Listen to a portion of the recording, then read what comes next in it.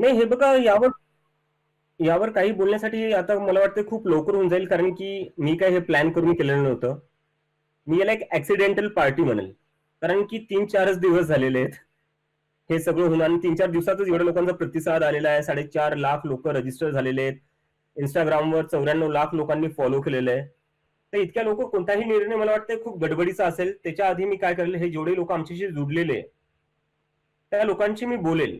आता आम्ही एक फॉर्म सर्क्युलेट करणार आहे. त्या फॉर्म मध्ये आम्ही लोकांना, हे जे मुलं मुली आहेत जे खूपच यंग आहेत, आम्ही त्यांना विचारणार आहे तुमच्या समस्या काय आहेत, तुम्हाला कोणत्या गोष्टींचा प्रॉब्लेम होतोय आजच्या काळात. कारण की हे कोणताही पक्ष विचारत नाही, हे सरकारही विचारत नाहीये. तर आमचं पहिलं काम हे असेल की या लोकांना विचारणं की त्यांच्या समस्या काय आहे आणि त्यांच्या होप्स काय आहे फ्युचरसाठी, त्यांच्या होप्स काय आहे या देशाकडून, या देशातील जे काही सरकार बनतील याच्या पुढे त्यांनी युवकांसाठी काय केलेलं पाहिजे, हे आम्हाला आधी समजून घ्यायचंय. आणि जोपर्यंत ते मी समजून घेणार नाही, तोपर्यंत मी कोणताही निर्णय घेणार नाही. कारण की बाकी पक्षांनी किंवा बाकी सरकारांनी ती चुकी केलेली आहे.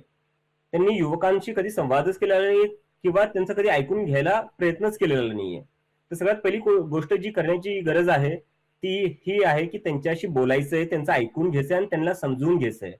जोपर्यंत ते होणार नाही तोपर्यंत तुम्ही काय सोल्युशन देसाल? तुम्ही तुमच्याच मनाने काही सोल्युशन देसाल?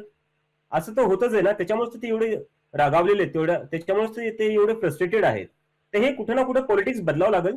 जिथं आधी लोकांचं ऐका, त्यांना समजून घ्या आणि त्याच्यानंतर निर्णय घ्या.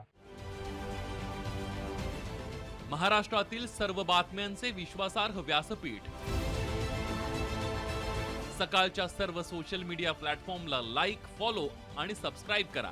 तसंच सर्व नोटिफिकेशनसाठी बेल आयकॉन प्रेस करायला विसरू नका.